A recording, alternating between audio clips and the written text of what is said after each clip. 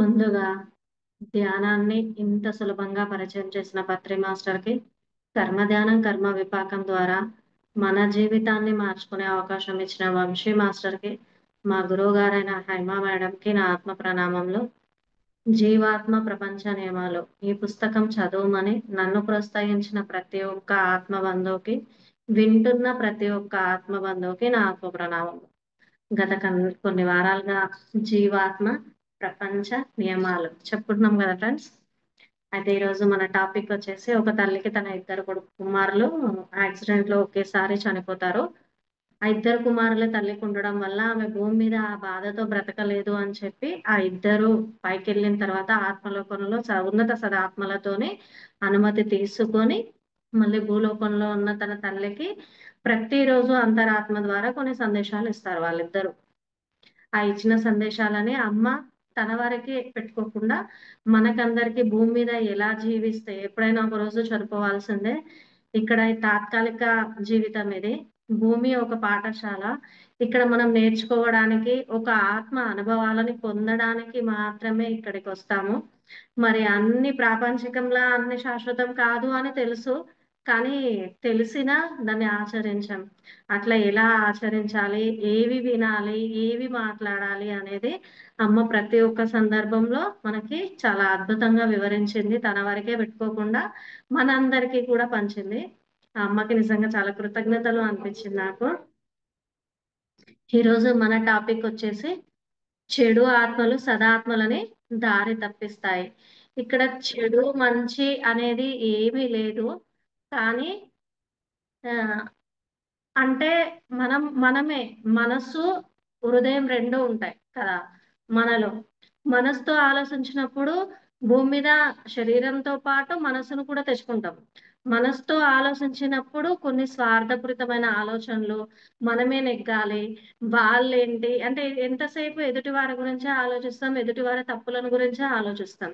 ఎప్పుడైతే హృదయంతో కనెక్ట్ అవుతామో, ధ్యానంలోకొచ్చి కళ్ళు మూసుకుంటామో అప్పుడే మనము హృదయంతో కనెక్ట్ అవుతాం. మన దైవం మనకేం చెప్తుంది, మనం ఎలా జీవించాలి, ఎలా ఆచరించాలి అనేది కూడా ధ్యాన మార్గంలోనే ఆధ్యాత్మిక రంగంలోకి వచ్చిన తర్వాతనే హృదయం అనే పాట మనకు అర్థమవుతుంది నిజానికి చెప్పాలంటే. ఎందుకంటే ధ్యానంలోకి రాకముందు భక్తి టీవీ అని టీవీ ఛానల్ ఓపెన్ చేస్తే చాలా వస్తాయి సందేశాలు. ఆధ్యాత్మిక సందేశాలు వస్తాయి, ఆధ్యాత్మిక పురాణ కథలు వస్తాయి. కానీ ఏ కథ విన్నా మనకి వంశీ సార్ దగ్గరికి వస్తే గానీ ఆ కథ పరిపూర్ణత అర్థం కాదు. ఆ కథలో మనం ఏం నేర్చుకోవాలి, మనం ఆ కథ అలా జరిగింది, వాళ్ళు అలా చేసిర్రు, వీళ్ళు ఇలా చేసిర్రు అని తెలుసుకుంటాం. కానీ ఇక్కడికి వచ్చాక సార్ ఏం చెప్తారు, ఆ కథ అలా జరిగింది కానీ కథ నుంచి మనం ఏం నేర్చుకోవాలి, మన జీవితానికి ఏం ఆచరించాలి అనే విషయాన్ని మన వంశీ సార్ దగ్గరనే నేర్చుకోగలుగుతాం. ఇంకెక్కడైనా అది నేర్చుకోలేం. నేను చాలా కథలు చాలా విన్నప్పటికీ అది జరిగేది అదే. అంటే ఇక్కడ చెప్పేది ఏంటంటే చెడు ఆత్మలు అంటే వాళ్ళు ఆ అనుభవాన్ని పొందడానికి భూమి మీదకి వస్తారు కదా. ఏదైనా ఆత్మే, శైశవాత్మ అయినా బాల్యాత్మ అయినా ఏదైనా ఆత్మే. ఆ ఆత్మ ఆ అనుభవాన్ని తీసుకోవడానికి భూమి మీదకి వస్తుంది. మనం అంటే కొంతమంది భూమి మీదకి వచ్చే వాళ్ళు పాప డబ్బా ఖాళీ చేసుకోవడానికి వస్తారు. వాళ్ళ డబ్బా ఖాళీ చేసే దాంట్లోనే ప్రయాణం అవుతూ ఉంటారు. చుట్టూ ఎన్ని పరిస్థితులు ఎదురైనా వాళ్ళకి వాళ్ళ ఆత్మ నిర్ణయము డబ్బా ఖాళీ చేసుకునే దాంట్లోనే ఉంటది. కర్మల కష్టం ఎంతైనా భరిస్తారు కదా. అందుకే కదా కాళ్ళు లేకుండా చేతులు లేకుండా వచ్చేవాళ్ళు. భూమి మీదకి ఎలా వస్తారు అనుకుంటాం. కానీ ఇప్పుడు అర్థమవుతుంది మనకి ఏంటి అనేది. ఎంత కష్టమైనా దైవం యొక్క స్థితిలోకి చేరాలనే మన ఆత్మ నిరంతరం ప్రయత్నం చేస్తూనే ఉంటుంది. మనం ఆధ్యాత్మిక రంగంలోకి వస్తేనే హృదయంతో కనెక్ట్ అవుతాం. అది ఏంటి అనేది అర్థం చేసుకోగలుగుతాం, ముందుకెళ్తాం. వాళ్ళు కొన్ని శైశవాత్మలు, బాల్యాత్మలు ఏంటంటే వాళ్ళది వాళ్ళే గెలిపించుకోవాలని. ఎందుకంటే జంతువుల నుంచి మానవ జన్మకు వస్తుంది కదా ఆత్మ. అప్పుడు కొన్ని జంతు లక్షణాలు ఉంటాయి, అంతర్గుణాలు ఉంటాయి. మనలో కూడా అవి గత జన్మ గుణాలు ఉంటాయి. అవి అంతరంగంగా చాలా సూక్ష్మంగా కూడా ఉంటాయి. వాటిని చూసుకొని మనం మార్చుకున్నప్పుడే ముందుకెళ్ళగలుగుతాం. ఇక్కడ అంటే చెడు ఆత్మలు అంటే పక్క వారిని మనం చూడొద్దు కదా. మనకి సార్ చెప్పే సబ్జెక్ట్ ఏంటంటే అన్ని అనుభవాలే, చెడు మంచి అనేది ఏమీ లేదు. వాళ్ళది అనుభవమే, వీళ్ళది అనుభవమే. మనం ఉన్నత మార్గంలో ఉన్నామంటే మనకి ఆ డబ్బా నిండిపోయింది, వాళ్ళకి ఆ డబ్బా ఖాళీగా ఉంది, అంతే తేడా అని చెప్తారు కదా.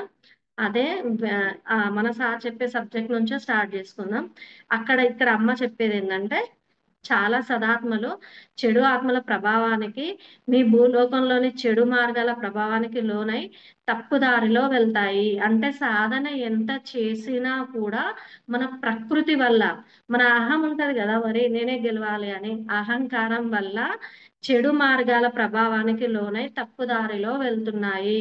ఇంకా భూలోకంలోని వారు ఏది తప్పో, ఏది ఒప్పో తెలుసుకోవాల్సిన సమయం ఆసన్నమైంది. ఇప్పుడే వచ్చింది మనకు టైము. అందుకే గదా! కరోనా జరిగిన తర్వాతనే చాలా మంది ఆధ్యాత్మిక రంగంలోకొచ్చారు. కరోనాకి ముందు ఇలా లేదు కదా!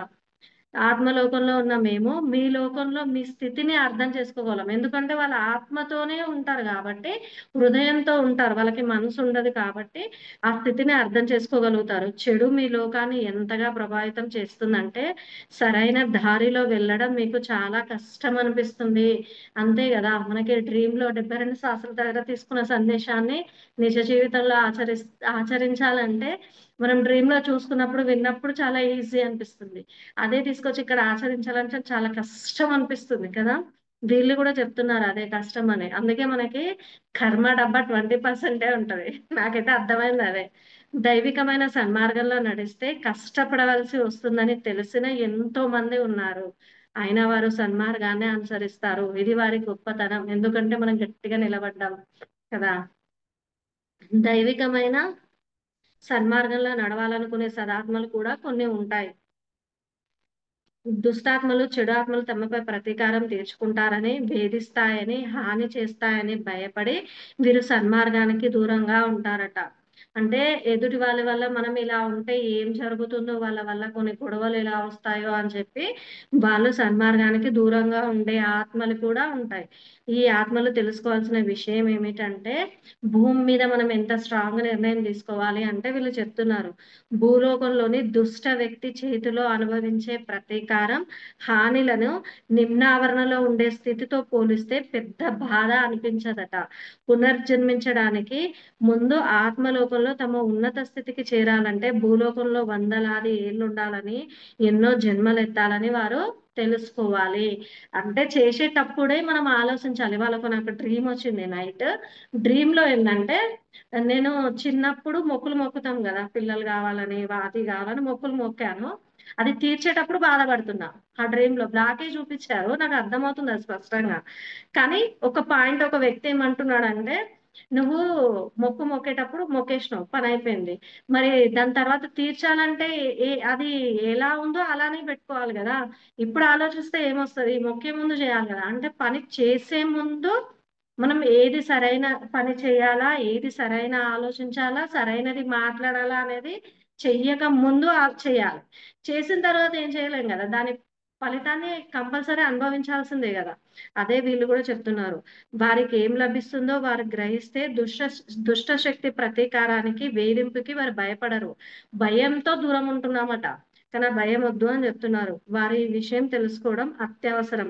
ప్రియమైన సదాత్మలారా, కిందికి వెళ్ళకండి. చెడ్డ వ్యక్తుల చేతిలో మీరు కొన్నేళ్ల పాటు పడే హింస, కింది ఆవరణలో వందలాది ఏళ్లు పడే వేదన కన్నా ఎంతో మెరుగు అని చెప్తున్నారు. అయితే ఇక్కడ ఒక పాయింట్ తీసుకుందాం. ఎగ్జాంపుల్ మనకిది అర్థం గావాలంటే, ఇది నా అభిప్రాయం మాత్రమే. నేను అర్థం చేసుకున్న దాన్ని బట్టే చెప్తున్నాను. ఆహ్, ఇది ఏంటంటే త్రిజట సీతామాతకి అశోకవనంలో సహాయం చేసింది కదా! మనకు తెలిసిన విషయమే స్టోరీలో. త్రిజట ఎక్కడ ఉంది? లంకలో ఉంది. రావణుడి రాజ్యంలో రావణుడు ఇలా చెప్తే అలా వినాలి తను. మనం ఏ పరిస్థితిలో ఉన్నామో, ఎవరి మధ్యలో ఉన్నామో అని కాదు. మన ఆలోచనలు ఎలా ఉన్నాయి అనేదే విశ్వం రికార్డ్ చేస్తది. మనం చేసే పనులు గాని, మాటలు కానీ, ఆలోచనలు కానీ. త్రిజట ఏం చేసింది? ఫస్ట్ రావణ రాజ్యంలో ఉండి రావణుడు చెప్పింది నేను చెప్తాడు గదా! సీతామాత నాకు హెల్ప్ చేసే విధంగా చూడు. నువ్వు ఆమెని మార్చడానికి ప్రయత్నించు అని. సరే అని చెప్పింది. ఎందుకంటే మరి ఆయనకి తన రావణుడు చెప్పిన పని త్రిజట చేయాలి కాబట్టి తనకి సరే అని చెప్పింది. కానీ సీతామాత దగ్గర ఏం చెప్పింది? అసలు నిజానికి డ్రీమ్స్‌కి కనెక్ట్ అయింది సీతామాత కంటే అప్పుడున్న పొజిషన్‌లో. మామూలుగా అయితే సీతామాతనే హయ్యర్ మాస్టర్ కదా మనకు తెలిసి. కానీ అంత హయ్యర్ మాస్టర్ అయ్యి కూడా ఆ అశోకవనంలో ఆమె కంటే ముందు త్రిజటనే కలలకి కనెక్ట్ అయింది. త్రిజటకి కల వస్తది కదా! రాముడు వచ్చి రావణుడి సంహరించి తీసుకెళ్తాడు అని. అంత ధైర్యం ఇవ్వగలిగింది అమ్మకి. అంటే ఆమె ఏ పరిస్థితిలో ఉంది, ఏ వాతావరణంలో ఉంది, ఏ ప్రకృతిలో ఉన్నది అనేది కాదక్కడ. తన ఆలోచన ఎలా ఉంది? సీతామాతకి నేను సహాయం చేయాలి. రావణుడికి కాదు. రావణుడు కరెక్ట్ కాదు సీతామాతను తీసుకురావడం అనే ఆలోచించింది కాబట్టి, ఆ కళ విశ్వం తనకిచ్చింది. అది నిజమైంది కదా! మళ్ళీ అయోధ్యలో కైకేయి మాత ఆహ్, ఆమె రాముడికి తల్లి పొజిషన్ ఉంది. నిజానికి అసల పట్టాభిషేకంకి ముందు అందరి అమ్మల కంటే ఎక్కువ ప్రేమించేది కైకేయి మాతనే రాముడిని. ఒక తల్లి స్థానంలో ఉంది రాముడికి. కానీ మందర చెప్పిన మాటల వల్ల తన ఆలోచనలు ఆ క్షణం ఎరుకను కోల్పోయింది. కోల్పోవడం వల్ల ఇన్ని యుగాలు, ఇన్ని సంవత్సరాలు గడిచినా రాముడికి తల్లి స్థానంలో ఉన్న కైకేయిని ఎలా మాట్లాడుకుంటున్నాం, రావణ లంకలో ఉన్న త్రిజటని ఎలా మాట్లాడుకుంటున్నాం కదా! ఇన్ని సంవత్సరాలయినా గూడా. అంటే మనం ఎక్కడున్నాం అనేది కాదు, ఎలా ఉన్నాం అనేదే ముఖ్యం. అదే మనది రికార్డ్ అవుతుంది. మనం ప్ర ప్ర అంతకుముందు చేసిన కర్మలుంటాయి. గత జన్మ కర్మలుంటాయి. మరి మనకు లేవా? అందరి గుణాలు ఉంటాయి. అన్ని ఆత్మలు జంతువుల నుండి వచ్చిన ఆత్మలే. కానీ ఎంత తొందరగా ఎరుకను ఉండి సాధన చేసినా, చేయకపోయినా కొంతమంది చేయకపోయినా మంచిగుంటారు. ఒక మేడం ఒక మాట అంటది. "ధ్యానం చేసిన వాళ్ళంతా మంచి వాళ్ళు గాదు. ధ్యానం చేయని వాళ్ళంతా చెడ్డవాళ్ళు గాదు" అని. ఎందుకంటే కొన్ని గుణాలుంటాయి అవి. చేసినా, చేయకపోయినా కొన్ని ఆలోచనలో కొంతమంది కరెక్టే ఉంటారు. అన్ని రకాల అనుభవాలు పొందడానికి భూమి మీదకొస్తాం గదా! మరి. అన్ని రకాలుగా ఉండాలి గదా! అది. అది ఇక్కడ నాకనిపించింది. అంటే మనము పైకెళ్ళిన తర్వాత ఇన్ని సంవత్సరాలయినా చూడు, కైకేయి మాతను అలానే అనుకుంటున్నాం. త్రిజటని మంచిగానే అనుకుంటున్నాం. అంటే మనం ఎలా ఉండాలనేది నిర్ణయించేది మన నిర్ణయాలే అనేది ఇక్కడ వీళ్ళు చెప్పేది అదే. ఎవరో మందర కోసము మొత్తం తనకున్న పేరునంతా ఒక్క క్షణంలో పోయింది. అమ్మ పేరు కదా! అలా గాకుండా ఏం చేయాలి అనేది, ఏం ఆలోచించాలనేది చెయ్యక ముందే ఆలోచించాలి అనేది కూడా వీళ్ళు చెప్తున్నారు. ఎందుకు అంటే, మనం చేసిన ఆ చిన్న సరికాని ఆ తప్పు వల్ల, ఆ సరికాని పని వల్ల కొన్ని వందల సంవత్సరాలు భూమి మీద ఉండాల్సొస్తది. కొన్ని ఎన్నో జన్మలు కూడా లెక్కలేనన్ని జన్మలు కూడా భూమి మీద తీసుకోవాల్సొస్తది అనేది వాళ్ళు చెప్పేది. అంత స్ట్రాంగ్‌గా ఉండాలి అనేది వాళ్ళు చెప్తున్నారు. చెడు దుష్టాత్మలని కింది ఆవరణలను గురించి మేమేమి రాసామో బాగా చదవమని కోరుతున్నాము. ఒకటికి 2 సార్లు చదవమని వినాలని కోరుతున్నారు. కొద్ది రోజులైనా అక్కడ ఉండడం ఆషామాషి కాదు అంట. కింది ఆవరణలో ఎలా ఉంటాయి అనేది.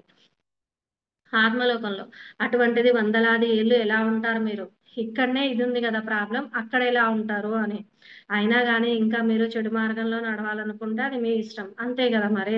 మందర మాటలు వినాలని తననుకుంది గాబట్టి ఇప్పటికి ఆ ఫలితాన్ని అంటే అది జరుగుతూనే ఉంది ఇప్పటికి గూడా. ఇది మీ తప్పే కానీ మీతో పాటు ఇతరులని కిందకి తీసుకొని వెళ్ళవద్దు. సామూహిక కర్మలు గూడా మనకి కొన్ని చూపిస్తూ ఉంటారు గదా! వీళ్ళు చెప్పేది గూడా అదే. మీరు తప్పు చేస్తే మీరొక్కరే బాధపడే విధంగా చూసుకోండి. కానీ వేరే వాళ్ళని మాత్రం మీరు చేసే సరికాని పనులకి లాగకండి అని చెప్తున్నారు. ఇలా చేస్తే మీరు ఇంకా కష్టపడాలి. ఈ ఫలితం మిమ్మల్ని ఇంకా కింది స్థాయిలోకి చేరుస్తుంది. మీ స్వార్థపూరిత ఉద్దేశాల కోసం ఇతరులని బాధ పెట్టొద్దు. దుష్టాత్మలు, చెడు ఆత్మలు బాగుపడడానికి ప్రయత్నించాలి. ఎవరికి వాళ్ళే మళ్ళీ అది గూడా చెప్తున్నారు పాయింట్. నిజాయితీగా పశ్చాత్తాపపడాలి. ఎవరికి వాళ్ళే. నేను మారాలి అని నేనే అనుకోవాలి. లేని పక్షంలో అన్నిటికన్నా కింది ఆవరణ ద్వారాలట భూమి మీద బార్లు తెలిసుంటాయి గదా! ఓపెన్ చేసి ఉంటాయి గదా బార్లు. అలా నిమ్నాతి నిమ్న ఆవరణాలు అలా తెరిచి ఉంటాయి పైన అని వీళ్ళు చెప్తున్నారు. మీ లోకంలో ప్రసిద్ధ వ్యక్తి ఆత్మలోకంలో ఉన్నతుడు కాకపోవచ్చు. ఈ పాయింట్ గూడా చెప్తున్నారు మళ్ళీ. ఇక్కడ ఒక బిచ్చగాడు మీ లోకంలోని రాజు కన్నా గాని, ప్రసిద్ధ వ్యక్తి కన్నా గాని గొప్పవాడు కావచ్చు. ఇక్కడ భూమి మీద ఏ ఏ పాత్ర పోషిస్తున్నాడనేది కాదు. ఆత్మలోకంలో ఆత్మస్థితిలో ఎలా ఉన్నాడనేదే ముఖ్యం. భూలోకంలోని కీర్తికి ఆత్మలోకంలో విలువ అసలు లేదు. ఇక్కడ డబ్బుంటే చాలా హై లెవెల్ అనుకుంటాం.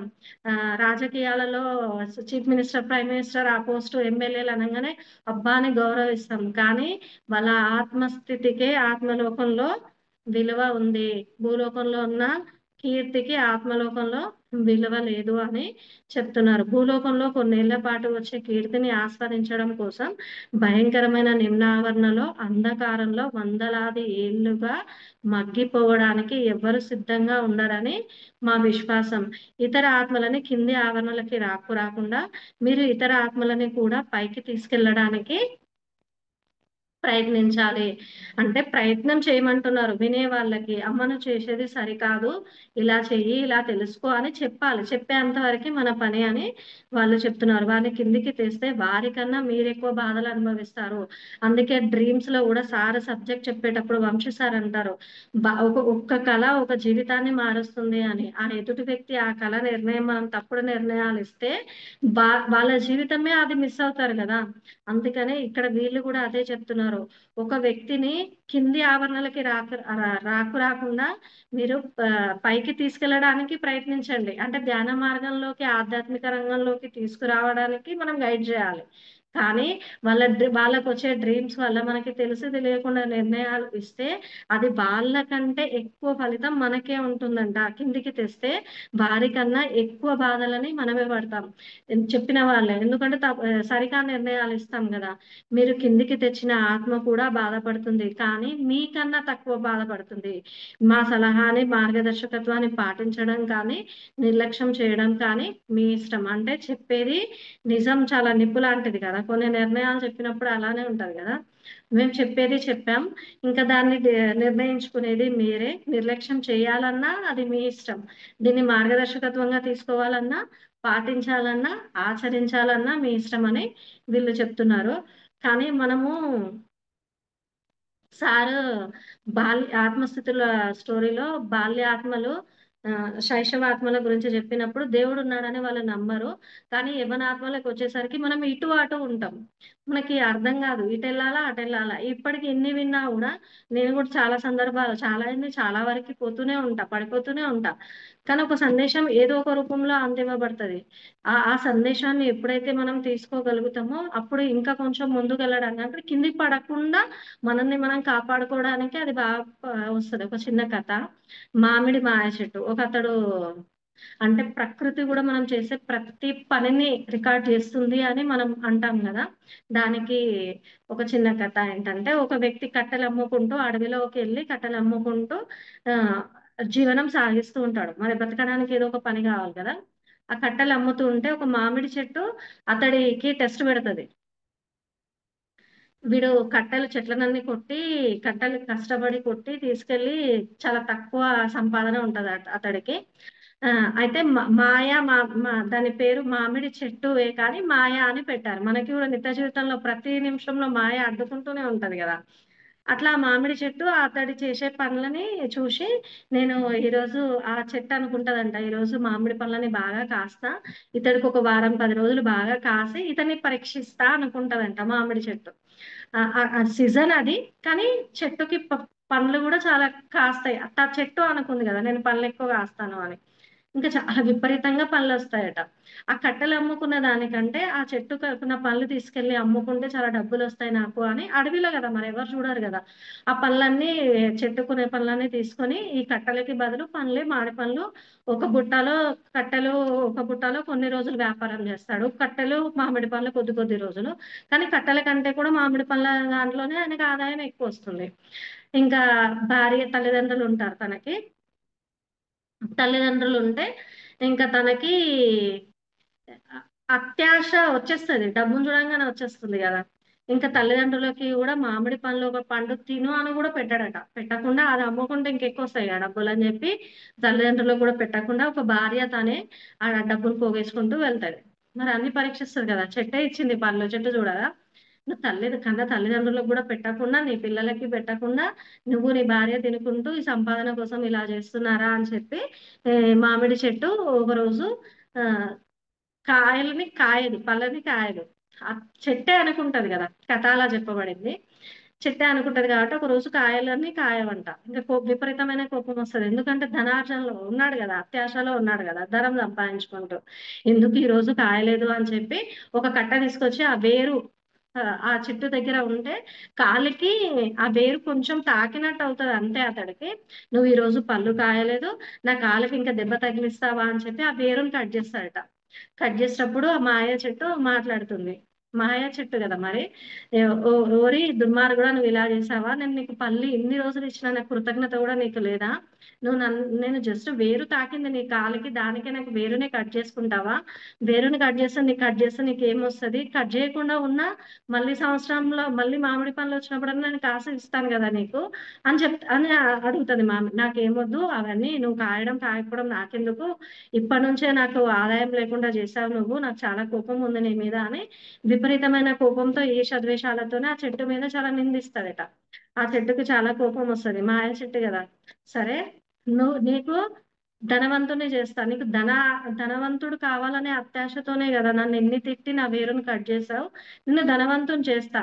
కానీ ఆ ధనవంతుడిని చేసిన దాంట్లో గూడా నేను చేసిన తప్పు అని నువ్వు తెలుసుకొని నా దగ్గరికే వచ్చే విధంగా క్షమించమని ఒక రోజొస్తావు. అలా చేస్తా నిన్ను ధనవంతుడిని అని చెట్టు మాట్లాడుతది. నన్ను నువ్వేంది చేసేది? ధనవంతునయిన తర్వాత నేను నీ దగ్గరికెందుకొస్తా క్షమించమని అని విర్రవీగుతాడంట. మనకొస్తాయి గదా కొన్ని. మంచి జరిగితే అది మన ఫలితం. కొంచెం చెడు జరిగితే దైవాన్ని తిట్టేస్తాం మనం. మామిడి చెట్టు ఎదురుగుంది కాబట్టి చెట్టుని తిడతాడట. తిట్టేసరికి సరే నేను చూపిస్తా పో అనేసి ఇంకా పరీక్ష పెడతది. ఇంటికెళ్తాడు. మాయా గృహం ఏర్పడతదట. మామిడి చెట్టు వల్ల మాయా గృహం. అదేంటంటే ప్రొద్దున సూర్యుడు ఉన్నంత సేపు ఆ బిల్డింగ్ ఉంటది. రాత్రి మాయమైతది ఆ ఇల్లు. ప్రొద్దున లెవగానే ఆ ఇంట్లోనే ఉంటాడు. ఆయన ఎక్కడ పడుకున్నాడో ఆ ఇల్లు పెద్ద గృహం అయితది. నైట్ మాయమైపోతది. అలా జరుగుతూ ఉంటదట. ఇదేంది ఇట్లా అవుతుంది అనేసి ఇంకా ఒకరోజు వర్షం పడుతూ ఉంటది. రాత్రి మాయమైతదిగా. రాత్రి వర్షం పడితే ఎక్కడ పడుకుంటాడు? ఇంకో ఇంటి దగ్గరికెళ్తే, నువ్వు ధనవంతుడివైనావు, చాలా విర్రవీగినావు. నీ లోపల అహంకారాలొచ్చినాయి. నేను మా ఇంట్లో నీకు చోటివ్వా అనేసి అందరూ అంటారు. ఎవరి దగ్గరికెళ్ళినా గూడా. అప్పుడు క్షమించమని కోరుతాడట. ఇదంతా తప్పు నాదే అని భార్యకి చెప్పి, ఇంక తప్పు క్షమించమని కోరుతాడు. శాపం పెడుతది. అంటే అందులో అలా చెప్పారది. శాపము అతడికిచ్చిందని. ఇంక నాకు శాప విముక్తి చెయ్యి. నువ్వు పెట్టిన ఆ మాయ గృహం చాలు. నేను ధనవంతుడిని చాలు. నా కష్టం నేను చేసుకొని బ్రతుకుతా. నేను ఉన్నంతలో నా తల్లిదండ్రుల కింద పెట్టుకుంటా. నాకు శాప విముక్తి చెయ్యి అని కోరుకుంటాడట. ఆ చెట్టుని. అప్పుడు ఆ చెట్టు చూసావా, నువ్వు నా దగ్గరికి రావు అన్నావు. కానీ నేను నీ దగ్గరికి ఎలా రప్పించానో చూసావు గదా! అనేసి అంటే, నాకు శాప విముక్తి చేయని ప్రాధేయపడతాడు. ప్రాధేయపడంగానే చెట్టు అంటది, "నువ్వు నీ దగ్గర డబ్బుందని ఏ తల్లిదండ్రులని నిర్లక్ష్యంగా వదిలేసి విర్రవీగావో, ఆ తల్లిదండ్రులని ఆ 2 బుట్టలలో" ఇప్పుడు ఒక బుట్టలో మామిడి పండ్లు, ఒక బుట్టలో కట్టలేసుకొని వ్యాపారం చేస్తాడు కదా! ఆ 2 బుట్టలలో ఆ ఇద్దరి తల్లిదండ్రులని మోసుకొని కాశీ దాకా వెళ్ళి, అంటే మధ్యలో భిక్షాటన చేయమంటది చెట్టు. భిక్షాటన చేసుకుంటూ వాళ్ళకి ఆహారం పెట్టుకుంటూ నువ్వు వెళ్ళు. అప్పుడు నీకు శాప విముక్తి జరుగుతది అని చెప్తుంది. ఇంకా అది వింటాడు. ఆయన తల్లిదండ్రులని తీసుకెళ్తాడు. మధ్య దారిలో ఒకతనికి కథ గూడా చెప్తాడు. నాకిలా జరిగింది అని. సరే నాయనా నీకు అలా జరిగింది అంటే ఇంక దానికి జ్ఞానోదయం వచ్చింది. అంటే మనకి మారడానికి ఒక సరికాని నిర్ణయం, ఒక సరికాని పని మనం చేసినప్పుడు మనకి మారడానికి ఏదో ఒక రూపంలో ప్రకృతి సహకరిస్తది. కానీ మనం అది గ్రహించగలిగితే ఈజీగా ముందుకెళ్ళగలుగుతాం అనేది చెట్టు ద్వారా మనం నేర్చుకోవాలి. అంతే గదా! కానీ వింటాడు మళ్ళీ. ఎందుకంటే బాగా కాలాడు గదా మరి. ఆ మాయాగృహం వల్ల, ధనవంతుడు కావడం వల్ల ఇంకా తల్లిదండ్రులని మోసుకొని కాశీ దాకా వెళ్ళి శివుడిని దర్శనం చేసుకొని మళ్ళీ భిక్షాటన చేసుకుంటూ వెళ్తాడు కదా! మళ్ళీ ఇంటికొచ్చిన తర్వాత నార్మల్‌గా మళ్ళీ ఎప్పటిలానే కష్టజీవి తన కష్టం చేసుకుంటూ బ్రతుకుతాడట. అది జరిగింది. ఈ కథ మనకు నేర్పించేదేందంటే ఒక్కటే, మనం చేసే ప్రతి పని ప్రకృతి మనల్ని నిర్ణయిస్తుంది. మనం జేషేది. మనకి దారి మార్చుకోవడానికి ఇస్తది. మనలో పరివర్తన రావడానికి ఇస్తుంది. అది మనం గ్రహించగలిగితే కళల రూపంలో రావచ్చు. ఇలాంటి కథల రూపంలో ఏ ఏ రూపంలో అయినా రావచ్చు. మనకిప్పుడు సడెన్‌గా కొన్ని మాటలు చెప్పేస్తది. హైమ మేడం గాని, వంశీ సార్ గాని అసలు మనకి తెలియని విషయాలు గూడా మనం వాళ్ళకి పర్సనల్ విషయాలు కొన్ని చెప్పుకోము. చెప్పుకోని వాటికి గూడా నాకు చాలా ఆన్సర్‌లొచ్చేస్తాయి అక్కడ. నేను కొన్ని డౌట్‌లు అడగను. కానీ సజ్జన సాంగత్యంలో ఉన్నప్పుడు ఆ డౌట్‌లు కూడా క్లియర్ అయిపోతాయి. ఎందుకు అవుతాయంటే ప్రకృతి ఇవ్వబడతది. మనం కొన్ని చెప్పకపోయినా అక్కడ ప్రకృతి ఇవ్వబడతది. ఇది ఇది ఇంకొకటి యాపిల్ కంపెనీ స్థాపించిన అన్ని జీవితాల్లో ఏ జీవితం పూలపాన్పు కాదు. ఎవరినైనా ఇప్పుడు సీరియల్‌లో నటించే నటీనటుమణులు కూడా సీరియల్‌లో నటిస్తారు నవ్వుతూ. కానీ వాళ్ళ జీవితం వెనక జూడాలి ఎన్ని కష్టాలుంటాయో. మనకు కష్టం వచ్చినప్పుడు ఇక్కడ కౌన్సెలింగ్ ఇచ్చేటప్పుడు కూడా మామూలుగా నార్మల్‌గా అయితే మన కష్టమే మనకెక్కువ అనిపిస్తది. నాకిక్కడ వచ్చిన పాయింట్ ఏందంటే, ఎదుటివాడి కష్టం చూసినప్పుడు మన కష్టం చాలా తక్కువ అనిపిస్తది. ఎవరిదైనా, ఏదైనా. మన కష్టం చాలా తక్కువ అనిపిస్తది. అప్పుడు మనకి ఆత్మవిశ్వాసం పెరుగుతది. ఆహా! నేను చాలా తక్కువ కష్టంలో ఉన్నా ముందుకెళ్తా అని. ఎదుటి వాడి సుఖం జూసినప్పుడు మనం నిజంగా తెలియకుండానే మనం కిందకి పడిపోతాం కదా! ఆధ్యాత్మిక రంగంలో అయితే అలానే. సుఖం జూడొద్దు, కష్టం జూడాలి. కష్టం జూసినప్పుడు వాళ్ళది చాలా మనది చాలా చిన్నగా అనిపిస్తది. అది ఇంతే గదా! అని లైట్ తీసుకొని ముందుకెళ్ళగలుగుతాం అనేది నాకు నేర్చుకున్న పాయింట్. నేనిక్కడికొచ్చి అందరి మాటలు విన్నప్పుడు, కౌన్సెలింగ్ జరిగినప్పుడు. సీరియల్‌లో గూడా అలానే జరుగుతది.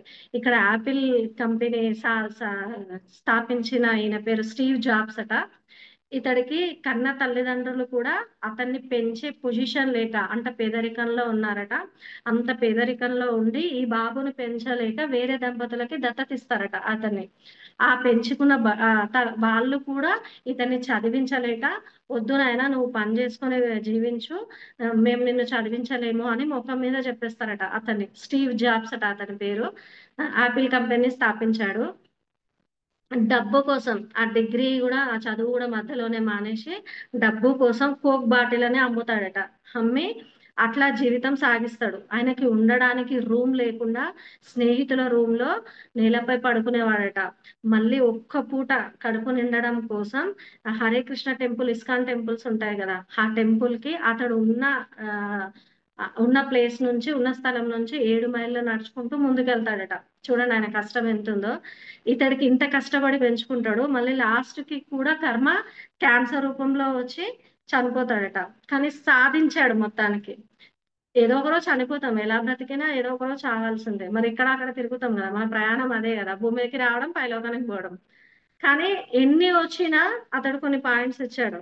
ఆహ్, ఇంత కష్టపడుకుంటూ కూడా తనకి ఇష్టమైన కంప్యూటర్ రంగాన్ని ఎంచుకొని, తన మిత్రుడితోని ఒక పాత వ్యాన్‌ను అమ్మేసి యాపిల్ కంపెనీని స్థాపిస్తాడట. అప్పుడు ఈ యాపిల్ కంపెనీ స్థాపించినప్పుడు కూడా అతనికి గూడా కొంతమంది ఉంటారు గదా! మరి. ఎదిగినప్పుడు పడేసే వాళ్ళు గూడా ఉంటారు గదా! ఆ వ్యాపారంలో. చేసిన వాళ్ళు కూడా ఉన్నారట. కానీ ఆయన అధైర్య పడకుండా ముందుకెళ్ళి కంప్యూటర్స్, మ్యూజిక్, మొబైల్ రంగాలలో చాలా వి ఆహ్, అంటే యాపిల్ కంపెనీ మనకి తెలుసు కదా! ఎంత ఫేమస్ అయ్యాడో అని. అది అది సాధించాడట. ఆయన ఇచ్చిందేందంటే, విజయం సాధించిన ఎవ్వరి జీవితాన్ని పరిశీలించినా తెలిసే విషయం ఒకటే. అదేమిటంటే విజేతలందరూ ఎన్నో అడ్డంకులు, అవరోధాలు ఎదుర్కొంటారు. అవి వారికి ఎన్నో పాఠాలు నేర్పి వారి మేధస్సు పదును కావడానికి కారణమయ్యాయి. ప్రవహించే నీటికి అడ్డు తగిలితే ఇంకా వేగంగా ప్రవహించినట్టు వీరికి కలిగిన అడ్డంకులే వీరి వేగాన్ని పెంచుతాయి. నీటికి అడ్డుకట్ట వేస్తే కరెంటు పుడుతుంది. ఎందరికో వెలుగునిస్తుంది. అదేవిధంగా మన ప్రయాణానికి సమస్యలు అడ్డుకట్ట వేస్తే మన లోపల కూడా కసి పుట్టాలి. కసి నుంచే ఎక్కువ ఆయనకు గూడా అదే వచ్చిందట. ఆ కసి నుంచే విజయం వచ్చింది అని చెప్పాడాయన. ఈయన లాస్ట్‌కి క్యాన్సర్ వ్యాధితోనే చనిపోతాడు. కానీ చివరి క్షణాల్లో ఆయనిచ్చిన పాయింట్స్ ఏందంటే, ఎంతో విశాల ప్రపంచం నీ చుట్టూ ఉంది. నిరంతరం నీ పరిధిని పెంచుకుంటూ ముందుకు సాగిపో. చేస్తున్న పనిని ప్రేమించలేకపోతే అందులో నుంచి బయటపడు. మనం ఇష్టంగా చేయలేని పని ప్రాపంచికంగా కొన్ని పనులు చేసేటప్పుడు ఇవి సరికావు అనిపిస్తాయి మనది మనకే. కానీ ముందుకెళ్తాం వేరే వాళ్ళ కోసం. అది చెయ్యొద్దు అని చెప్తున్నారు. ఇష్టపడి చేస్తున్న పనిలో ఎన్ని ఇబ్బందులైనా హృదయం చెప్పినట్టు వినాలి గదా! ఆ హృదయం చెప్పినట్టు వినే పనులలో ఎన్ని ఇబ్బందులు ఎదురైనా వదిలిపెట్టొద్దు. నిరంతర శ్రమ ఎందులోనైనా విజయం వరించేలా చేస్తుంది. చేస్తున్న పనిలో నీ ప్రత్యేకత ఏమిటో నిరూపించుకోవాలి. ప్రతి ఒక్కరిలో ఏదో ఒక టాలెంట్ ఉంటది. దాన్నే తీయాలి. అందరికన్నా భిన్నంగా ఆలోచించాలి. ఇక్కడ ఈ పాయింట్ గూడా నచ్చింది నాకు.